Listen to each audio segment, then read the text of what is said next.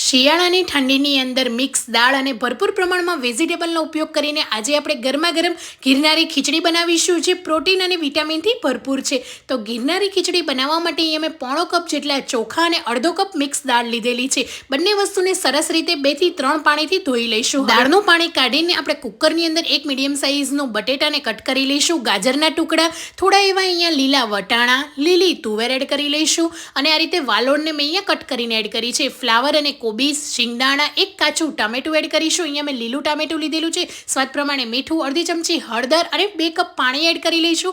Mix કરીને 3 whistle કરી લઈશું. 3 વિસલ થઈ જાય એટલે એકદમ ગરમા ગરમ આપણી ખીચડી તૈયાર છે. વઘાર માટે 3 ચમચી તેલની અંદર રાઈ, જીરું, હિંગ, બધા સૂકા મસાલા અને આ રીતે તમાલપત્ર, સૂકા મરચાં, લીલું લસણ, લીલા મરચાં, મીઠા લીમડાના પાન એડ કરીને સાતળી લઈશું. એક મીડિયમ સાઇઝની ડુંગળીને આ રીતે ઝીણી ચોપ કરીને એડ કરીશું. સ્વાદ પ્રમાણે મીઠું એડ કરીને સાતળી લઈશું. એક ટામેટાને કટ કરીને એડ કરીશું અને એક ટામેટાની પ્યુરી એડ કરી લઈશું.